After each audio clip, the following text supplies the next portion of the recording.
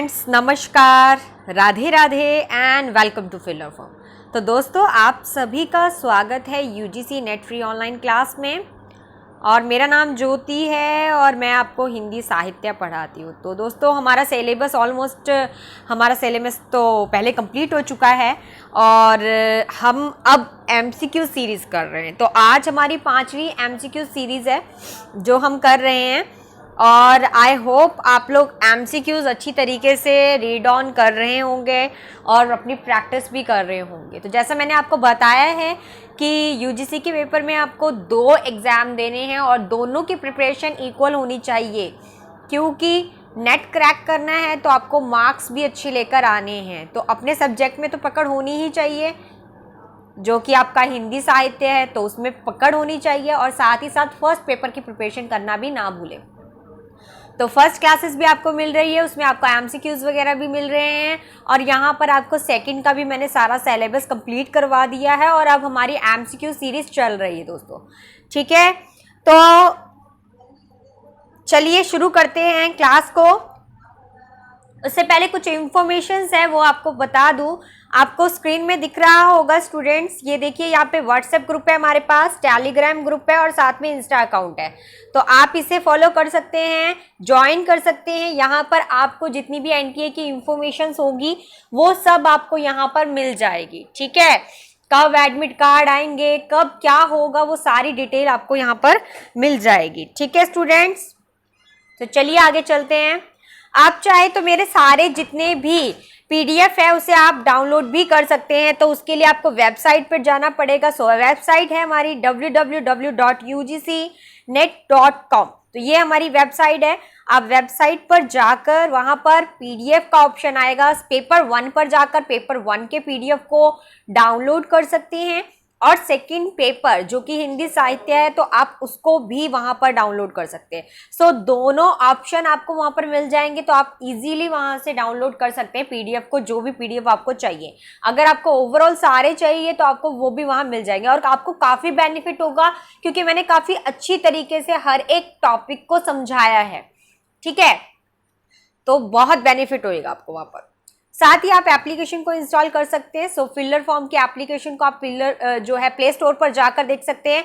वहां पर आपको फ्री नोट्स मिल जाएंगे, उसमें पीवाईक्यू मिल जाएंगे विद आंसर्स, एंड आप अपनी प्रैक्टिस के लिए, अपने एनालिसिस के लिए 100+ मॉक टेस्ट भी दे सकते हैं। ठीक है, तो चलिए अब बिल्कुल देरी ना करते हुए, और जैसा कि आपको पता है कि मैं हमेशा बोलती हूँ कि लास्ट में व्हाट इज योर स्कोर, कि तुम्हारा स्कोर क्या है वो तुम मुझे बताओगे।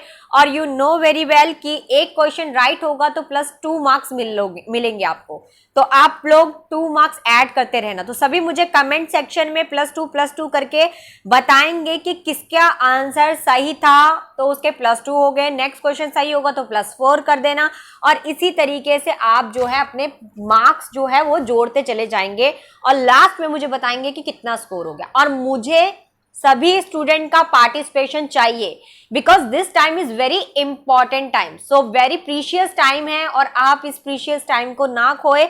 सो बेटर है कि सभी के सभी जितने भी लाइव है वो सभी के सभी जो है पार्टिसिपेट करें। Okay student, done. तो मैंने जो कह दिया आई होप आप लोगों को समझ में आ गया होगा और अब बिल्कुल सीरियस हो जाए। और आप चाहे तो नोटबुक भी ओपन कर सकते हैं, पेन लेकर बैठ सकते हैं, क्योंकि काफी ज्यादा जो इंफॉर्मेशन होती है, इंपॉर्टेंट इंफॉर्मेशन, वो भी मैं आपको दे देती हूँ साथ साथ। सो आपको नोट डाउन करने के लिए भी इजी रहेगा। तो एक क्वेश्चन के साथ साथ आपके 4-5 क्वेश्चन जो बन जाते हैं उनका आंसर भी मैं आपको बता देती हूँ। ठीक है, चलिए। और जो क्लास अटेंड नहीं कर पाते हैं लाइव, वो डी लाइव कर सकते हैं अटेंड। ठीक है, तो चैनल को सब्सक्राइब कर लें और लाइक कर दें, साथ ही साथ शेयर करें अपने फ्रेंड्स के साथ। और बाकी क्लास को आप बाद में देख सकते हैं और जितनी भी अपकमिंग क्लासेस होगी वो आपको सब्सक्राइब करने के बाद पता चलती रहेगी। तो चलिए क्लास को शुरू करते हैं अब। तो पहला प्रश्न है, टाइम स्टार्ट हो गया स्टूडेंट। स्क्रीन में फर्स्ट प्रश्न आ गया है, निम्नलिखित में से कौन सी भाषा आर्य भाषाओं में शामिल नहीं है? संस्कृत, प्राकृत, तुर्की, अंग्रेजी। टाइम स्टार्ट हो गया है, टाइम के अकॉर्डिंग फटाफट आंसर दीजिए।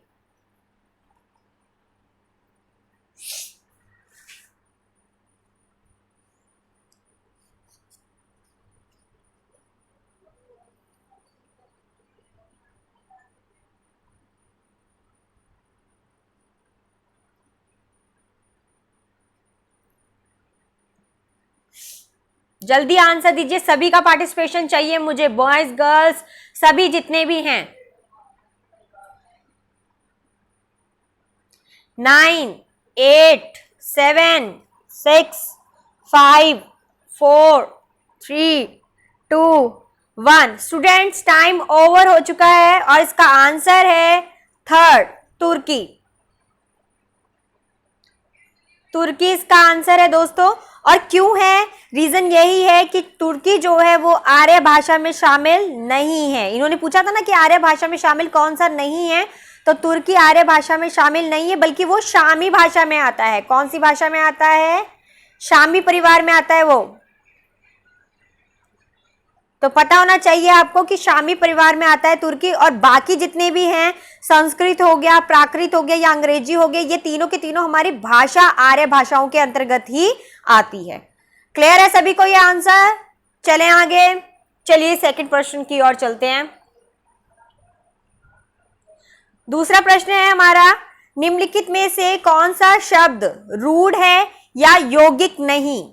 रूढ़ है, यौगिक नहीं। पहला है ऑप्शन हमारे पास पीला, झटपट, घुड़साल, पंकज। 4 ऑप्शन दे दिए। टाइम स्टार्ट हो गया स्टूडेंट, फटाफट आंसर कीजिए।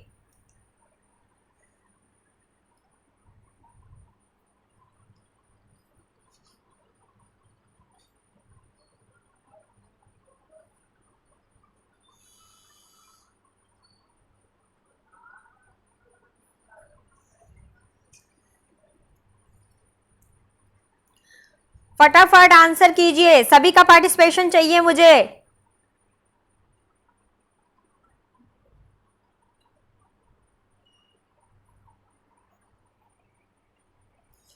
5 4 3 2 1।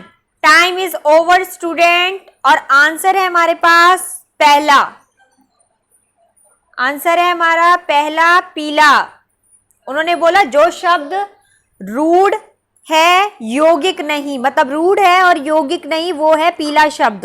तो पीला शब्द रूढ़ शब्द है, ठीक है, यौगिक नहीं है। अगर हम बाकियों की बात करें, झटपट की बात करें या घुड़साल की बात करें, तो ये दोनों के दोनों हमारे यौगिक शब्द में आते हैं, क्योंकि झट और पट दो यौगिक, दो शब्दों को मिलाकर बना है। घुड़साल भी देखो, घुड़ और साल दो शब्दों को मिलाकर बना है, तो ये हो गए हमारे योग रूढ़, ठीक है।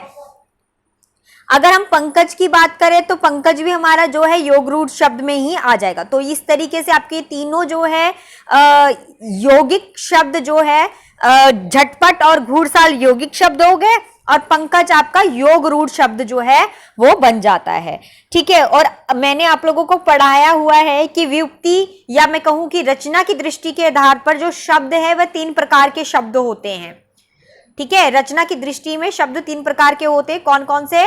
रूढ़, यौगिक और योग रूढ़। यस, यही करवाया है मैंने। ये उन स्टूडेंट्स के लिए बता रही हूं जिन्होंने क्लास अटेंड नहीं की है। तो क्लास अटेंड नहीं की है तो आपको यहां पर काफी अच्छा बेनिफिट हो जाएगा। रूढ़ शब्द कौन से होते हैं? मैंने 3 बता दिए, रूढ़, यौगिक और योग रूढ़, ठीक है। रूढ़ कौन से होते हैं समझ लीजिए, जो शब्द हमेशा किसी विशेष अर्थ को प्रकट करते हैं तथा जिसके खंड का कोई अर्थ ना निकले, मतलब जिसका कोई भी खंड जो हो उसका कोई अर्थ ना निकले, उसे रूढ़ शब्द कहते हैं। जैसे नाक, अगर नाक को मैं अलग अलग कर दूं तो उसका कोई अलग शब्द नहीं निकलेगा। कान, इसका भी कोई अलग शब्द नहीं निकलेगा। इस तरीके के शब्दों को क्या कहते हैं? रूढ़ शब्द, जिनको खंड करने से कोई अर्थ ना निकले। यौगिक शब्द कौन से होते हैं? यौगिक शब्द होते हैं जो शब्द अन्य शब्दों के योग से बने होते हैं, जिनके प्रत्येक खंड का कोई अर्थ होता है। 2 शब्द जैसे मैंने बताया यहाँ पे घूड़ साल, तो घूड़ का भी अर्थ होगा, साल का भी अर्थ होगा, ठीक है, इस तरीके से। या मैं बोलूं आग बबूला, तो आग का भी अर्थ होगा, बबूला का भी अर्थ होगा। तो इस तरीके से जो शब्द होते हैं उसे कहते हैं यौगिक शब्द। योग रूढ़ शब्द क्या होते हैं? जो शब्द अन्य शब्द के योग से बने हो परंतु एक विशेष अर्थ के लिए प्रसिद्ध होते हैं। उनका एक विशेष अर्थ होता है जिसके लिए वो प्रसिद्ध होते हैं। जैसे हम पढ़ते हैं ना कि लंबोदर, ठीक है, या फिर हम बोलते हैं दशानन, 10 है जिसके आनंद, जिसके से जो है 10 है उसको हम कहते हैं दशानन। तो इस तरीके की जिसका एक विशेष अर्थ निकल कर आता है ना। 10 की बात कर रहे हैं तो यहाँ पे रावण की बात की जा रही है। तो इसी तरीके से ऐसे शब्दों को हम योग रूढ़ शब्द कहते हैं। आई होप आपको क्लियर हो गया होगा ये तीनों। चलिए आगे चलते हैं। तो तीसरा प्रश्न है हमारा, निम्नलिखित में से कौन सा शब्द फारसी का है? दाग, औरत, नीलम, फीस। जल्दी आंसर बताइए। आज हमारी क्लास के लास्ट में मैं आपको बताऊंगी एमसीक्यूज के लिए कौन सी बुक जो है आपके लिए बेनिफिशियल रहेगी।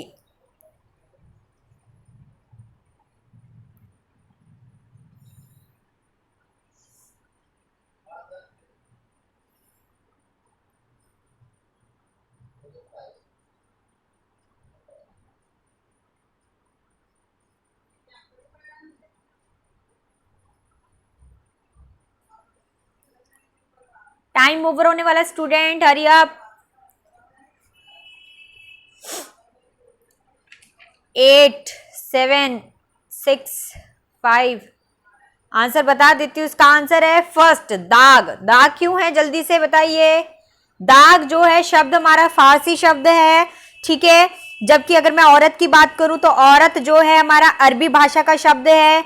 फीस की बात करूं तो फीस हमारा अंग्रेजी भाषा का शब्द है, ठीक है। तो अलग अलग ये शब्द आते हैं। मेन इसका आंसर क्या है? दाग। चलिए अगले प्रश्न की ओर। चौथा प्रश्न देखेंगे, काफी बड़ा है, समझ लेते हैं इसे।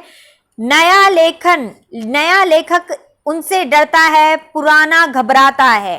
पंडित सिर हिलाता है, वे पुराने की गुलामी पसंद नहीं करते और नवीन की गुलामी तो उसके लिए एकदम असहाय है।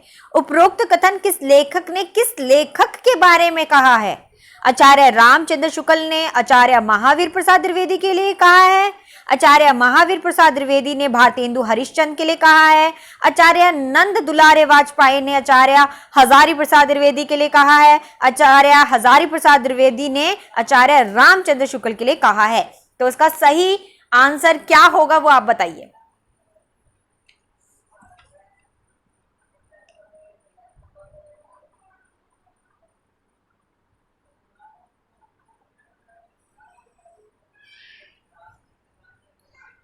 टाइम ओवर स्टूडेंट, और आंसर है हमारा फोर्थ, हजारी प्रसाद द्विवेदी। हजारी प्रसाद द्विवेदी जी ने आचार्य रामचंद्र शुक्ल के लिए इन पंक्तियों का प्रयोग किया है कि नया लेखन उससे डरता है, पुराना घबराता है। पंडित सिर हिलाता है, वे पुराने की गुलामी पसंद नहीं करते और नवीन की गुलामी तो उनके लिए एकदम असहाय है, ठीक है। तो ये हजारी प्रसाद द्विवेदी जी ने आचार्य रामचंद्र शुक्ल के लिए प्रयुक्त की है पंक्तियां। चलिए अगले प्रश्न की ओर। पांचवा प्रश्न है हमारा, रामचंद्र शुक्ल के अनुसार निम्नलिखित में से कौन सा पंच विडाल में शामिल नहीं है? पंच विडाल में शामिल नहीं है।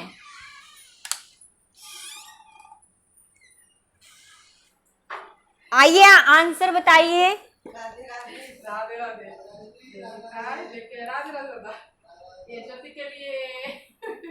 आलस्य, हिंसा, चिकित्सा, अहंकार। तबियत तो थोड़ा ठीक हुआ लेकिन जाने आने में पूरा परेशान हो गई। लाइन में ट्रेन पूरा बेकार जाने के तीन तारीख ट्रेन था, वो बस बाहर चला आया, स्टेशन में चला आया लेकिन ट्रेन नहीं कंफर्म। हमारे पास कार गया 8 7 6 5 4 3 2 1। टाइम इज ओवर स्टूडेंट, और इसका आंसर है फोर्थ, अहंकार, ठीक है। इसका आंसर है अहंकार। रामचंद्र शुक्ल के अनुसार निम्नलिखित में से कौन सा पंच बडाल, ठीक है, पंच बडाल जो है उसमें शामिल नहीं है। तो इसका आंसर है अहंकार, क्योंकि उसमें आलस्य, हिंसा, चिकित्सा तीनों जो है शामिल थे। 5 उसमें जो है प्रतिबंध थे। शुक्ल जी के अनुसार उसमें 5 प्रतिबंध को डाला गया था, आलस्य को, हिंसा को, चिकित्सा को, काम को और मोह को। तो ये 5 चीजें जो है डाल रखी थी उसमें, ठीक है। तो इसे याद रखना है। चलिए आगे देखते हैं। छठा प्रश्न देखेंगे। छठा प्रश्न क्या है हमारा? ब्रज का कृष्ण संप्रदाय। ब्रज का कृष्ण संप्रदाय हिंदी साहित्य के इतिहास का काल विभाजन और नामकरण करते हुए उपयुक्त नामकरण निम्नलिखित में से किस साहित्य इतिहासकार ने सुझाया है? मिश्र बंधु, George Grierson, Ramchandra Shukla, Ram Kumar Sharma. Time start हो गया, जल्दी आंसर बताइए।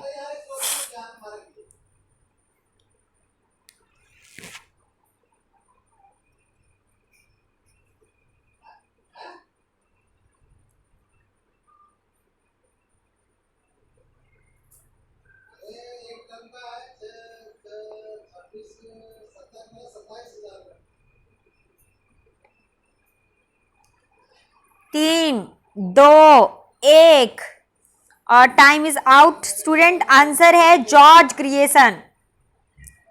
जॉर्ज क्रिएशन इसका आंसर है, ठीक है। निम्नलिखित में से बोला था कि साहित्य इतिहासकार ने सुझाया है, तो जॉर्ज क्रिएशन ने सुझाया है। इनके बारे में कुछ बता दूं तो जॉर्ज क्रिएशन काल का विभाजन और नामकरण जो है उनका क्या था, तो चारण काल था उनका। कौन सा काल था? चारण काल था, आपको पता होना चाहिए। उनका टाइम पीरियड भी बताऊं तो 700 ईस्वी से लेके 1300 ईस्वी माना जाता है, ठीक है। 700 ईस्वी से 1300 ईस्वी माना जाता है और 15वीं शताब्दी में इन्होंने धार्मिक पुनर्जागरण किया था और मुगल दरबार में रहे हैं। तुलसीदास रीतिकाल, तुलसीदास के अन्य प्रवृत्ति भी हैं, ठीक है। इनकी काफी सारी ये चीजें हैं जो इसमें वर्णित है, ठीक है, तो वो आपको पता होनी चाहिए। जायसी की प्रेम कविताएं जो है लिखी है। चलिए अब अगले प्रश्न की ओर चलते हैं। 7वां प्रश्न क्या है? 7वां प्रश्न है हमारा, दब स्वभाव प्रयास दिव्य स्वभाव प्रकाश को गाथा या साहित्य की प्रकृति में निम्नलिखित में से किसने रूपांतरित किया है? वररुचि, देवसेन, पुष्पदत्त, माइल धवल।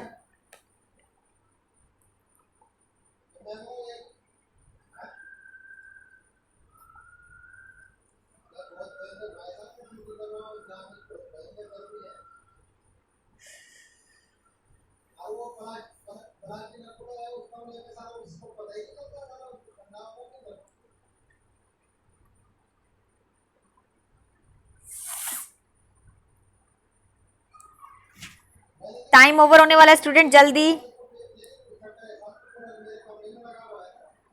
बहुत इंपॉर्टेंट क्वेश्चन है दोस्तों, ये कई बार आया है पेपर में। चलिए आंसर बताती हूँ। आंसर है इसमें माइल धवल, 4th वाला इसका आंसर है। और इसके बारे में थोड़ी डिटेल बता देती हूँ आप लोगों को। जो दब साहब प्रयास जो है वो अभ्रंश भाषा की कृति है, ठीक है। कौन सी भाषा का यूज किया गया है इसमें? अभ्रंश भाषा, आपको पता होना चाहिए ये, ठीक है। और ये कृति जो है इसके लेखक कौन है ये भी याद होना चाहिए, देवसेन। कौन है? देवसेन। नोट डाउन करते जाइए सभी की सभी, देवसेन, ठीक है। उन लेखक उसके ये हैं और इनकी प्रसिद्ध कृति है, और उनकी प्रसिद्ध कृति का नाम क्या है? श्वारकाचार। श्वारकाचार, ठीक है, जिसमें उन्होंने 250 दोहे में श्वारका धर्म जो है उसका प्रतिपादन किया है। और डॉक्टर जो नरेंद्र है उन्होंने हिंदी की प्रथम रचना भी वो उसको मानते हैं। किसको? श्रावकाचार को प्रथम रचना मानते हैं। देवसेन की कृति है और उनके अन्य भी ग्रंथ है, जैसे कि न्याय चक्र हो गया, न्याय चक्र हो गया, दर्शन सार हो गया, भाव संग्रह हो गया, ये सारे उनके और भी बहुत सारे हैं, पर ये जो है इंपॉर्टेंट है, ठीक है। तो जो बातें मैंने आपको बताई ये इंपॉर्टेंट है। चलिए अगले प्रश्न की ओर चलते हैं। 8वां प्रश्न देखेंगे, निम्नलिखित में से किस उपन्यास में लाला मदन मोहन के दीवान खाने का वर्णन किया गया है? भाग्यवती में, परीक्षा गुरु में, नूतन ब्रह्मचारी में, श्यामा स्वपन में।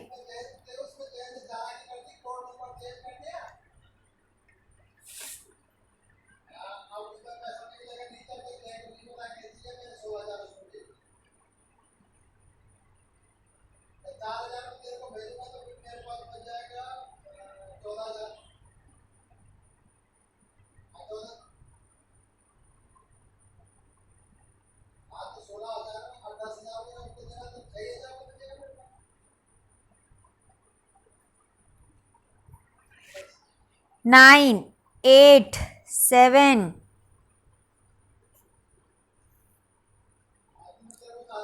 Time over student. आंसर है सेकंड, परीक्षा गुरु।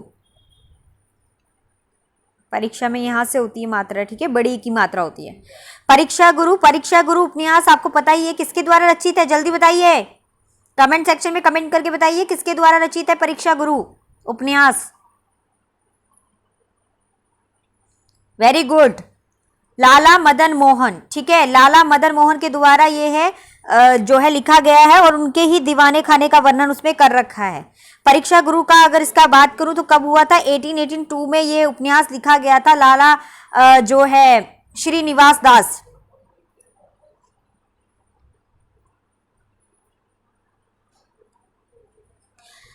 ठीक है। तो बस इतना सा आप इसका याद कर लीजिए क्योंकि और भी बहुत सारी डिटेल्स हो जाती है फिर, ठीक है। यहां पर आपको बस इतना याद रखना है कि परीक्षा गुरु उपन्यास में लाला मदन मोहन के दीवाने खाने का वर्णन जो है कर रखा है, ठीक है। और परीक्षा गुरु जो है 1882 में उपन्यास जो लिखा गया था उसके लेखक कौन थे, लाला श्रीनिवास दास, ठीक है, लेखक श्रीनिवास दास है। और परीक्षा गुरु का जो ये वर्णन कर रखा है दीवाने खाने का वर्णन, ये लाला मदन मोहन के दीवाने खाने का वर्णन जो है उसमें कर रखा है, ठीक है। इतना सा याद रखना है आपको। चलिए अगला प्रश्न, 9वां प्रश्न क्या है हमारा, 9वां प्रश्न है निम्नलिखित में से कौन सा नाटक उदय शंकर भट्ट का नहीं है। विश्वामित्र, मत्स्य गधा, राधा, नारद की वीणा।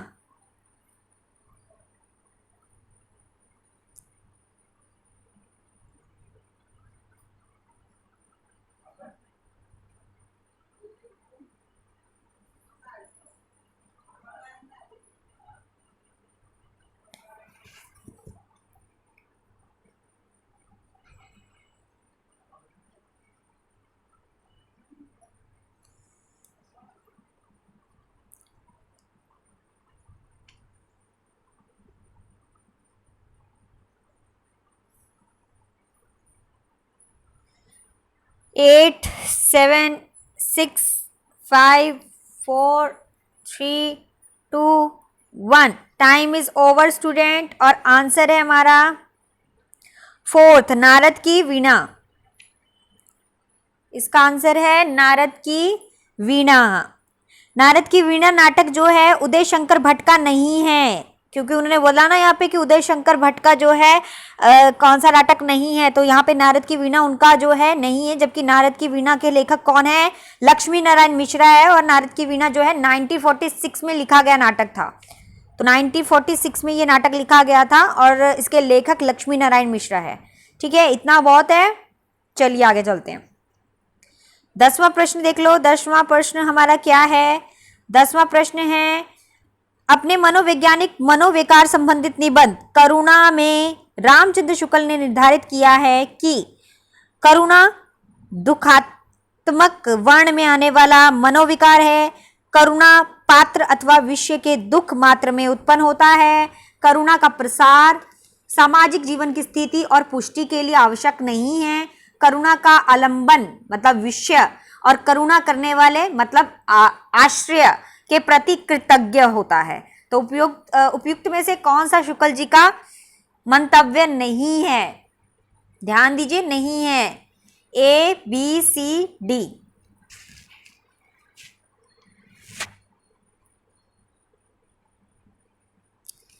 Eight, 7, 6, 5, 4, 3, 2, 1, time is over student. और आंसर है हमारा थर्ड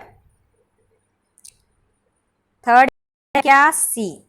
तो सी वाला कौन सा है हमारा, करुणा का प्रसार। करुणा का प्रसार सामाजिक जीवन की स्थिति और पुष्टि के लिए आवश्यक नहीं है। तो निबंध जो है हमारा करुणा के संबंध में यह मंतव्य शुक्ल जी का नहीं है। शुक्ल जी ने अपने मनोवैज्ञानिक मनोविकार संबंधित निबंध करुणा का निर्धारित किया है कि करुणा दुखात्मक वर्ग में आने वाला मनोविकार है। करुणा पात्र और विषय के दुखा मात्र के उत्पन्न होता है। तो करुणा का आलंबन करुणा करने वाले आश्रय के प्रति कृतज्ञ भी होता है। तो पहला वाला नहीं, ये वाला नहीं आएगा, बस बाकी सारे आएंगे। चलिए अगले प्रश्न की ओर।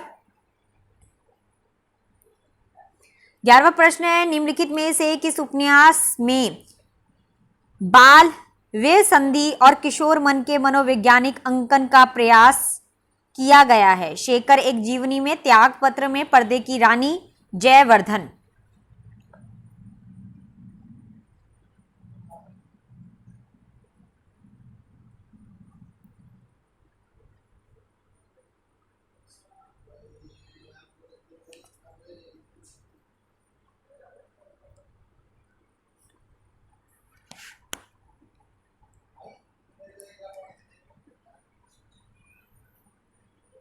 टाइम हो रहा है, जल्दी स्टूडेंट बताइए।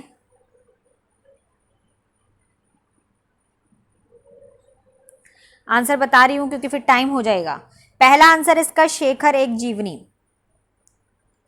ठीक है, शेखर एक जीवनी है और आपको पता होना चाहिए शेखर एक जीवनी में इसका वर्णन हो रखा है 1940 से लेकर बोलते हैं 1944 तक जो है ये लिखा गया था शेखर एक जीवनी उपन्यास, जिसमें व्यय संधि, किशोर मन और जो बाल मनोवैज्ञानिक अंकन का प्रयास जो है किया गया था। और इसमें जो है ये रचना किसके द्वारा, ये उपन्यास जो है वो किसके द्वारा रचित है, तो अगेय के द्वारा रचित है। अगेय का पूरा नाम क्या है, पता है तो कमेंट सेक्शन में कमेंट करके बताइए कि अगेय का पूरा नाम क्या है। थोड़ा आप भी सहयोग करते रहिए ताकि लगता रहे कि क्लास एक्टिव है, स्टूडेंट एंड टीचर का दोनों का इन्वॉल्वमेंट है, ये पता चलना चाहिए। बुक का मैं आप लोगों को बता दूंगी, डोंट वरी, बुक का मैं बता दूंगी। मुझे सर का मैसेज मिल गया था कि बुक का बता देना मैम की एमसीक्यूज के लिए कौन सी क्लास जो है कौन सी बुक बेस्ट होगी। सो मैं आपको बता दूंगी कि एमसीक्यू के लिए कौन सी क्लासेस जो है कौन सी बुक बेस्ट होगी वो बता दूंगी, लास्ट में बताऊंगी। सबसे पहले प्रश्न कर लेते हैं। यस, अगेय का है सच्चिदानंद हीरानंद वात्सल्यान। ठीक है, अगेय तो ये जो है मनोविश्लेषणात्मक जो है उपन्यास था। ठीक है, इसके पात्र शेखर और शशि थे, तो याद होना चाहिए आपको। और भी इनके अन्य भी कृत उपन्यास हैं तो वो तो आपको पता होना चाहिए। अगला प्रश्न देखेंगे, 12वां प्रश्न हमारा क्या है। मैला आंचल उपन्यास के पात्र नहीं है प्रशांत, कालीचरण, श्रीधर सरस्वती, कमली और सुमृत दास, हर गौरी सिंह और मंगला देवी। तो बताइए कौन नहीं है, नहीं पूछा है ध्यान से।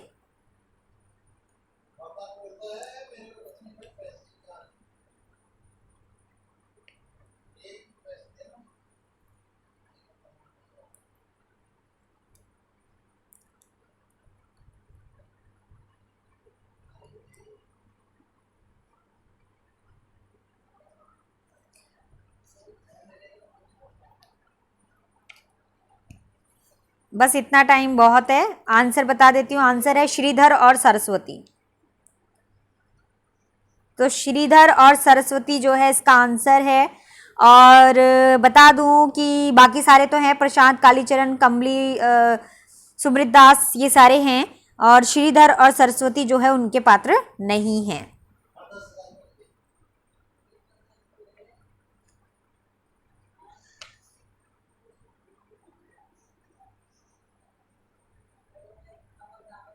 ये मुझे लगता है कि ये जो है एक यह पथ बधुआ जो है उसके पात्र थे, जिसके लेखक जो है नरेश मेहता थे, उसके पात्र थे ये। तो ये मैला आंचल में नहीं आते। अगला प्रश्न देखेंगे। अगला प्रश्न है हमारा, नई कहानी अग्रहों की कहानी नहीं है, प्रवृत्तियों की हो सकती है और उसका मूल स्रोत है जीवन का यथार्थ बोध और यथार्थ को लेकर चलने वाला एक विराट मध्य और निम्न मध्य वर्ग है जो अपनी जीवन शक्ति से आज के दुर्दांत संकट को जाने अनजाने झेल रहा है। उपरोक्त कथन किस लेखक ने नई कहानी के संदर्भ में कहा है?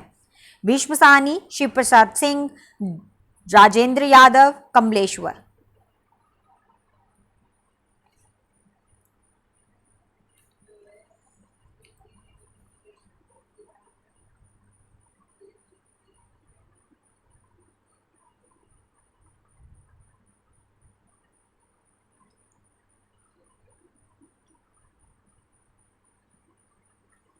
Eight, 7, 6, 5, 4, 3, 2, 1। Time is over student. और आंसर है हमारा फोर्थ, कमलेश्वर। कमलेश्वर। ठीक है, तो नई कहानी अग्रह का कहानी नहीं है ये। ठीक है, प्रवृत्तियां हो सकती है पर उसका मूल, ये पूरा का पूरा जो है यह कथन जो है लेखक की नई कहानी के संदर्भ में कहा गया है, जो कि कौन है? कमलेश्वर हैं।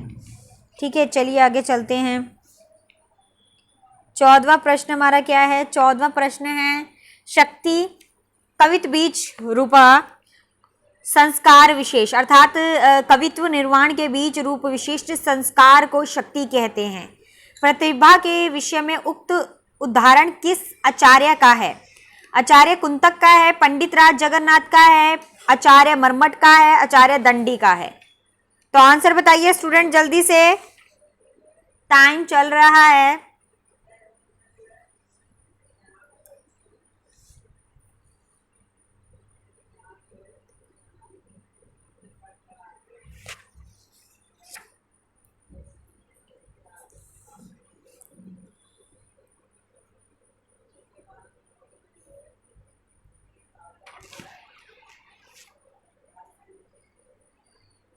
चार, तीन, दो, एक, time is over student. Answer है हमारा थर्ड।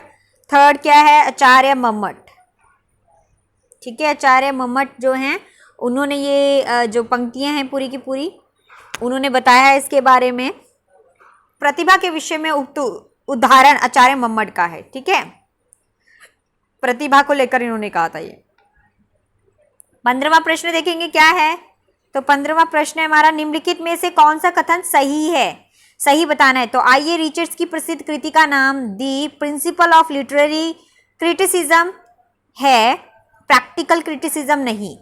आइए, रिचर्ड का आलोचनात्मक लेखन कार्य 19वीं सदी के अंत तक समाप्त हो गया। रिचर्ड जिसे संप्रेक्षण कहते हैं वही भारतीय काव्य शास्त्र में साधारणीकरण का ही एक रूप है। रिचर्ड का एक सिद्धांत मूल्य सिद्धांत है जिसका मनोविज्ञान से कोई संबंध नहीं है। तो बताइए इसका करेक्ट आंसर क्या है।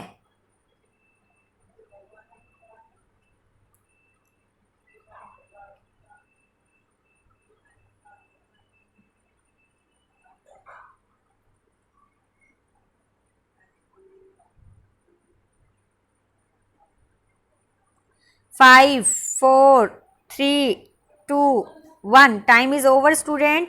और आंसर है हमारा थर्ड। थोड़ा मिस्टेकन हो गया है यहाँ पे, हो जाता है, बट आप लोग थोड़ा सा ध्यान रखिए करें यहाँ पे जिससे आएगा। ठीक है, तो थर्ड है, तभी मैं बोलती हूँ आप लोगों को ऑप्शन, क्योंकि कभी कभी मिस्टेक हो जाता है टाइपिंग में। तो रिचर्ड जिसे संप्रेक्षण कहते हैं भारतीय काव्य शास्त्र में उसका साधारणीकरण का ही एक रूप है, ये ऐसा कहा गया है। और यहाँ पर कथन यही वाला सही है, बाकी सारे कथन गलत है। ठीक है, तो इतना ध्यान रख लेना। चलिए अगले प्रश्न की ओर। 16वां प्रश्न हमारा क्या है। 16वां प्रश्न है, बिंबवाद का संबंध निम्नलिखित में से किस आचार्य से है। George Lukacs, Ezra Pound, Daniel Bell, Jacques देरिदा।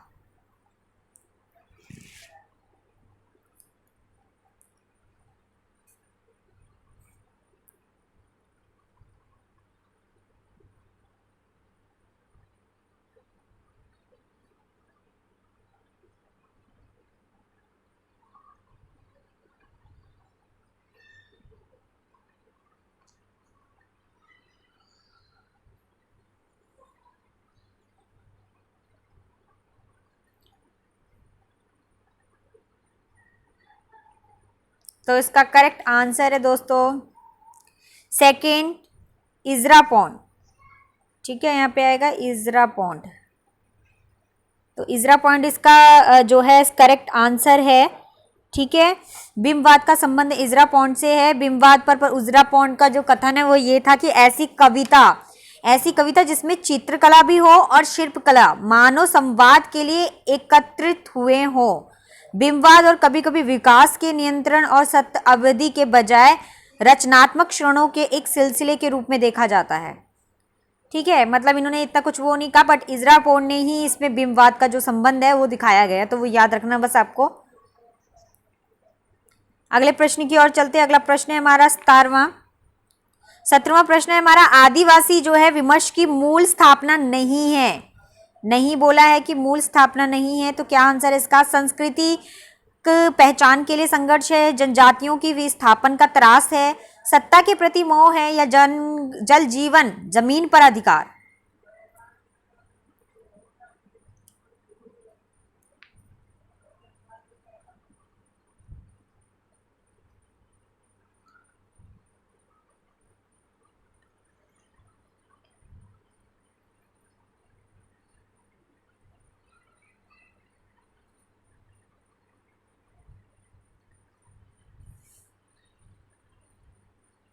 आदिवासी विमर्श मैंने आप लोगों को पढ़ाया हुआ है बहुत अच्छी तरीके से।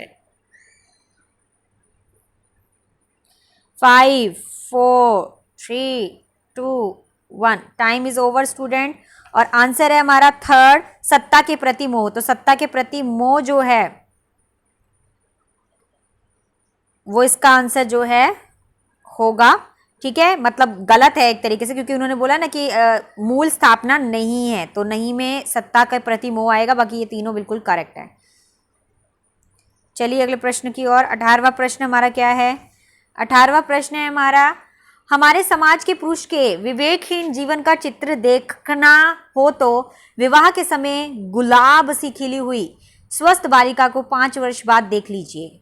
उस समय असमय प्रौढ़ हुई दुर्बल संतानों की रोगिणी पीली माता में कौन सी विवशता, कौन से रुला देने वाली करुणा न मिले। उपरोक्त कथन किस लेखिका का है? रमणिका गुप्ता का, मनु भंडारी का, प्रभा खेतान का या महादेवी वर्मा का?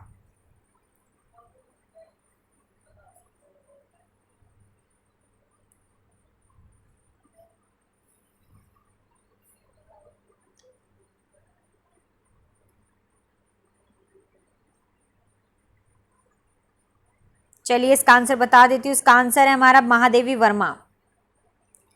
महादेवी वर्मा, आपको पता ही है महादेवी वर्मा की ये जो है लिखा है उनके द्वारा रचना लिखी हुई है, और उसमें पंक्तियां लिखी गई है, और उनकी और भी रचनाएं जैसे निहार, रशिम, नीरजा और भी है, दीपशिका, तो अग्नि रेखा, ये सारी उनकी रचनाएं हैं। अगला प्रश्न है हमारा, स्त्री विमर्श की मूल स्थापना नहीं है। तो स्त्री विमर्श की मूल स्थापना नहीं है, सतीत्व ही सतीत्व है, स्त्री के स्वतंत्र व्यक्ति की स्वीकारता है, सामाजिक वर्जनाओं में मुक्ति है, परिवार संस्था का जनतांत्रिकरण है।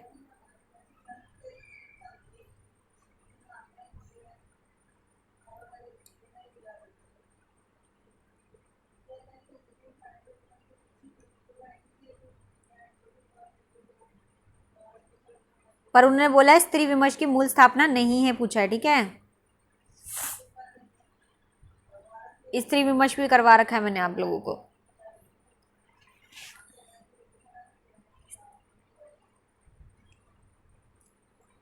Time over student. आंसर है फर्स्ट, सतीत्व ही स्त्रीत्व तत्व है। ठीक है, तो ये इसका जो विमर्श है वो नहीं है, बाकी तीनों जो है करेक्ट आंसर है। आगे अगला प्रश्न है हमारा 20वां प्रश्न, मार्क्सवादी दर्शन के किस पक्ष से डॉक्टर भीमराव अंबेडकर की असहमति थी? असहमति पूछा थी। तो श्रम की गरिमा, वर्गविहीन समाज की स्थापना, शोषण विहीन समाज की रचना, क्रांति में हिंसा का प्रयोग।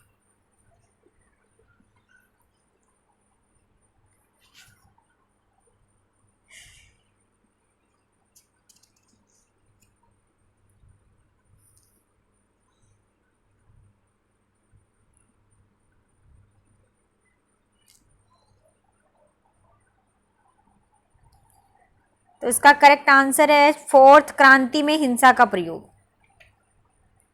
क्रांति में हिंसा के प्रयोग के भीमराव अंबेडकर जो थे उसकी बात से असहमत थे, बाकी सभी बातों से सहमत थे। चलिए अगले प्रश्न की ओर।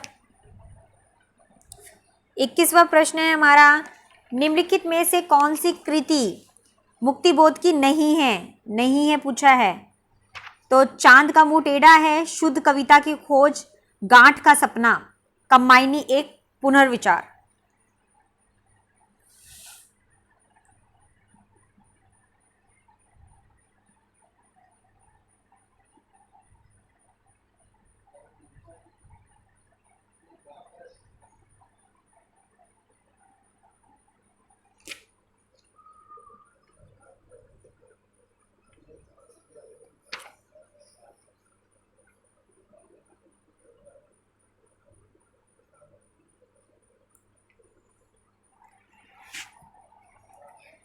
Time over student. आंसर है हमारा सेकंड,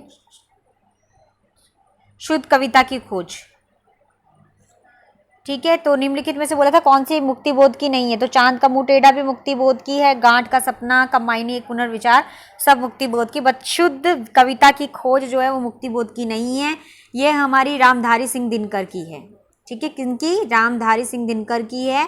और इनकी तो और भी बहुत सारी, जैसे कि काव्य की भूमिका, पंत प्रसाद और मैथिली शरण, तो ये भी इन्हीं की है। चलिए आगे चलते हैं 22वें प्रश्न की ओर। 22वां प्रश्न है हमारा, धूमिल ने रोटी और संसद कविता में कितने आदमियों का जिक्र किया है? 4, 5, 2, 3।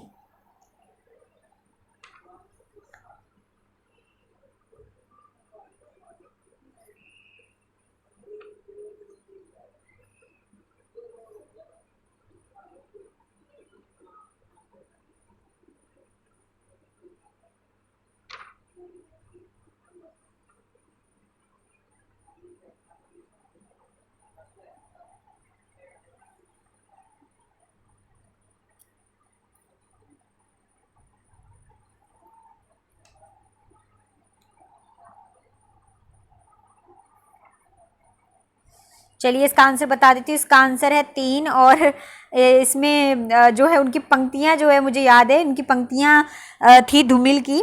तो धूमिल ने रोटी और संसद जो कविता है उसमें 3 आदमियों का जिक्र करता है, और वो बोलते हैं कि एक तो रोटी जो है बेलता है और दूसरा खाता है, और एक तीसरा आदमी भी है, और जो ना ही रोटी बेलता है ना ही खाता है, सिर्फ रोटी से खेलता है। तो मैं पूछता हूँ कि ये तीसरा आदमी कौन है? मेरे देश की संसद मौन है। तो इस तरीके की कुछ पंक्तियां होती हैं और वो बोलते हैं धूमिल। चलिए अगले प्रश्न की ओर। अगला प्रश्न है हमारा 23वां प्रश्न, हमारे समाज में मानवीय गुणों की पहचान बढ़ने वाली है, कुल और जाति का अहंकार विदा हो रहा है, आगे मनुष्य केवल उसी पद का अधिकारी होगा जो उसके अपने सामर्थ्य से सूचित होता है, उस पद का नहीं जो उसके माता पिता और वंश का देन है। तो उपरोक्त कथन किस रचना की भूमिका से उद्धृत है? प्रिय प्रवास, भारत भारती, रश्मि रथी, कुरुक्षेत्र।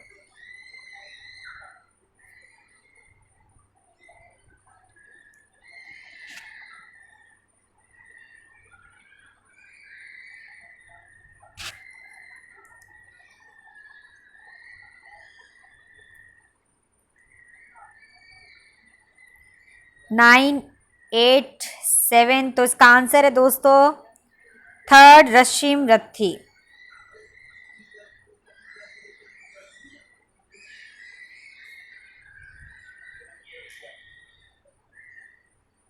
ठीक है, तो रश्मि रथी इसका 3rd वाला इसका करेक्ट आंसर है दोस्तों। अब आगे चलते हैं 24वें प्रश्न की और। 24वां प्रश्न है, तेरा मेरा मनुआ कैसे एक होई रे, मैं कहता हो आखिन देखी, तू कहता है कागज की लेखिन। उपयुक्त पंक्तियों के संदर्भ में निम्नलिखित में से कौन सा मंतव्य सही नहीं है? अनुभव का महत्व, ब्रह्म आडंबरों की प्रतिष्ठा, लोक ज्ञान की महत्ता, सहज बात को सहजता से कहना।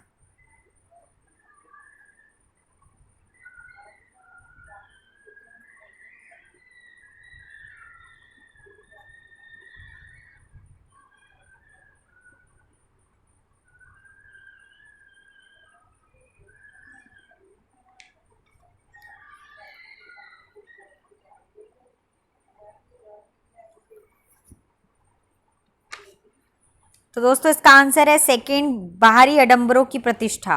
तो प्रतिष्ठा वाला तो कहीं कुछ था ही नहीं, याद होगा आपको।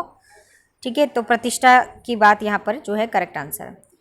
25वां प्रश्न देखेंगे। 25वां प्रश्न क्या है, आध्यात्मिक रंग के चश्मे आजकल बहुत ही सस्ते हो गए हैं, रामचंद्र शुक्ल ने यह टिप्पणी किस कवि के संदर्भ में की है? बिहारी, विद्यापति, रसखान, मूलकदास।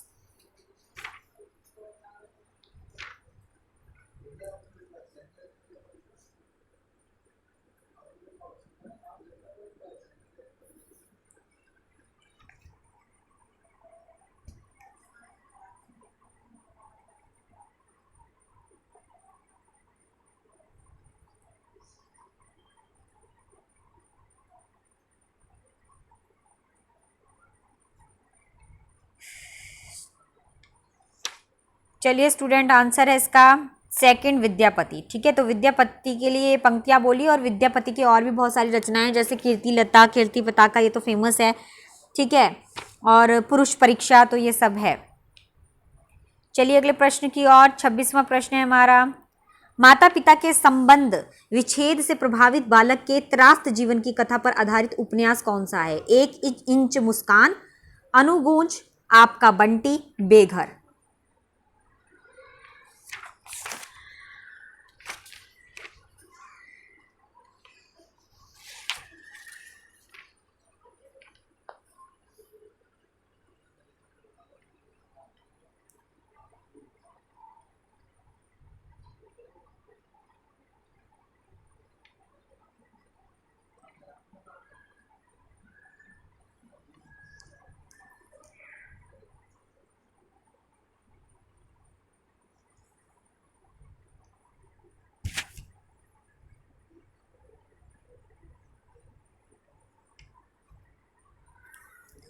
तो आंसर है इसका दोस्तों थर्ड, आपका बंटी।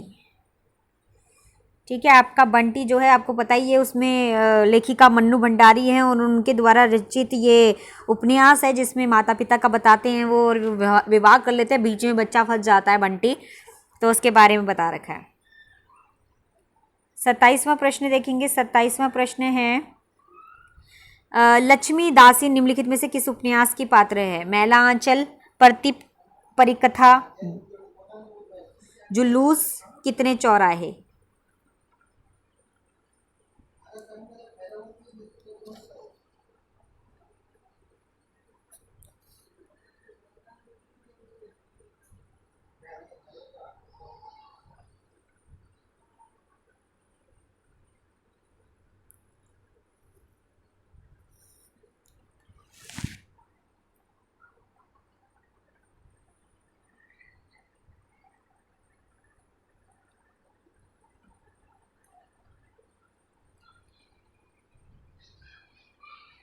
तो दोस्तों इसका आंसर है पहला, मैला आंचल। ठीक है, तो मैला आंचल आप सबको पता होगा। ठीक है, मैला आंचल जो है इसका प्रकाशन वर्ष 1954 का है। ठीक है, और फणीश्वर नाथ रेणु के द्वारा ये रचित उपन्यास है मैला आंचल, जिसमें लक्ष्मी दासी के बारे में बताया हुआ है। अगला प्रश्न है हमारा गोदान से रिलेटेड। गोदान उपन्यास का होली नहीं, होरी। ठीक है, गोदान उपन्यास का होरी राम अवध प्रांत के किस गांव का रहने वाला किसान था?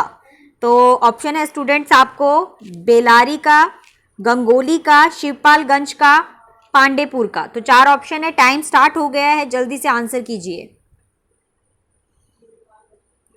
सभी स्टूडेंट पार्टिसिपेट करेंगे, जितने भी लाइव हैं सभी पार्टिसिपेट करेंगे।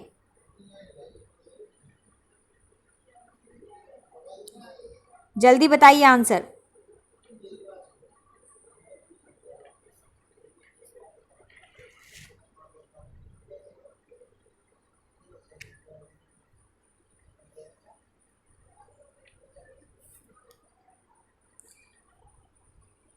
टाइम इज ओवर स्टूडेंट, और इसका आंसर है बेलारी। आई थिंक इसका आंसर तो सबको पता होगा। ठीक है, तो बेलारी गांव का था। गोदान उपन्यास है ये, होरी राम अवध प्रांत के बेलारी गांव में रहने वाला एक किसान था और गोदान का प्रकाशन वर्ष 1936 का था। ठीक है, और ये माँ गाथा थी और इसमें एक ऋण की जो समस्या था उनका अंकन किया गया था। इसके लेखक कौन थे? फेमस प्रेमचंद। ठीक है, चलिए अगले प्रश्न की ओर। नेक्स्ट प्रश्न है हमारा, राग दरबारी उपन्यास के पात्र हैं मदन मोहन और बाबू बैजनाथ, मास्टर मोतीराम और बाबू रामाधीन, मास्टर शंभू दयाल और पंडित पुरुषोत्तम दास, काशी शाह और गड़ा सिंह।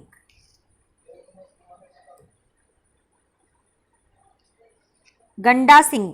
ठीक है, ई की मात्रा नहीं आएगी इसमें। ओहो सॉरी, इसका आंसर पहले ही आ गया आप लोगों के पास। तो इसका आंसर है सेकेंड, मास्टर मोतीराम और बाबू रामाधीन। ठीक है, पता चल गया सबको इसका आंसर। राग दरबारी उपन्यास के पात्र हैं, ठीक है, मास्टर मोतीराम और बाबू रमाधीन। और इस पात्र में और भी बहुत सारे थे, वैद जी थे, रंगनाथ हो गए, रूपन बाबू हो गए, और यहाँ पर खन्ना मास्टर हो गए। तो ये सारे के सारे इसमें थे। और ये उपन्यास के लेखक कौन थे? राग दरबारी के लेखक थे श्री लाल शुक्ल जी। और इसका प्रकाशन वर्ष कब था? 1968 का इसका प्रकाशन वर्ष था। तो ये कुछ इंपॉर्टेंट बातें होती हैं जो दोस्तों आप लोगों को ध्यान में रखनी है, ठीक है, ताकि ये आपको एग्जाम में पूछी जाए तो आपको पता हो। चलिए अब हमारा अंतिम प्रश्न देख लेते हैं क्या है। तो हमारा अंतिम प्रश्न है, राग दरबारी उपन्यास के लेखक कौन है? अभी बताया मैंने, इसका आंसर सबको पता होगा, जल्दी से बताइए, फटाफट कमेंट कीजिए, सभी का पार्टिसिपेशन चाहिए मुझे। Very good.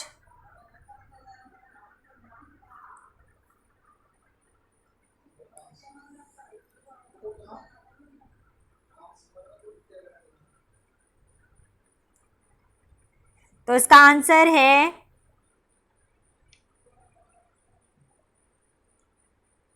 First Shri Lal शुक्ल। तो ये तो मैंने वैसे भी अभी बता ही दिया डिटेल में, तो आई होप आप लोगों को क्लियर हो गया होगा। ठीक है, तो दोस्तों ये हमारे 30 इंपॉर्टेंट क्वेश्चंस थे जो मैंने आप लोगों के साथ शेयर किया। आई होप आपको ये अच्छा लगा होगा। तो लाइक भी करें, सब्सक्राइब भी करें, और जितना हो सके ज़्यादा से ज़्यादा शेयर करें। और मेरी जितनी भी सीरीज़ होगी सभी उसको एंजॉय करना, अच्छी तरीके से अटैम्प्ट करना। जिन्होंने प्रिपरेशन नहीं भी कर रखी, नहीं पढ़ा हुआ, वो एमसीक्यूज करके भी काफ़ी हद तक अपने एग्जाम को क्रैक कर सकते हैं। सो काफ़ी बेनिफिट होने वाला है आप लोगों को। सो बने रहिए। और यस, मैंने बुक का बताया था तो मैं अभी वो बता। तो स्टूडेंट्स, तो जैसे कि मैंने आप लोगों को बुक्स का बताया था, तो एक दृष्टि की बुक है यूजीसी नेट जेआरएफ की, वो भी आप लोग कर सकते हैं एमसीक्यूज़ के लिए, ठीक है। और उसके बाद आपका प्रतियोगिता जो है प्रतियोगिता वाली बुक भी आप ले सकते हो, तृतीय प्रश्न पत्र वाली, वो भी आपको काफ़ी हेल्पफुल रहेगी एमसीक्यूज़ के लिए। और तीसरी यूथ कंपटीशन टाइम्स वाली जो बुक है हिंदी साहित्य की, पेपर सेकंड की, वो भी काफ़ी आपको हेल्पफुल रहेगी। तो ये 3 बुक्स जो मैंने आपको बताई है, ये काफ़ी आप न्यू सेशन की भी ले सकते हैं। न्यू सेशन में आपको काफ़ी हेल्पफुल रहेगा, जो भी एडिशन, जो भी ऐड हुआ होगा वो सब आपको उसमें मिल जाएगा, ठीक है। तो उसमें सॉल्व पेपर होते हैं, उसकी प्रैक्टिस कर सकते हो आप।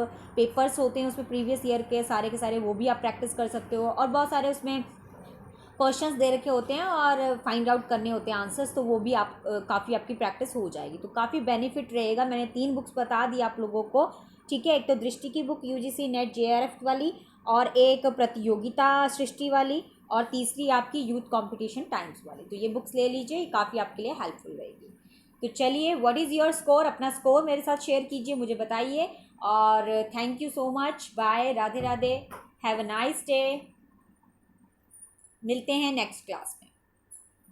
बाय, राधे राधे।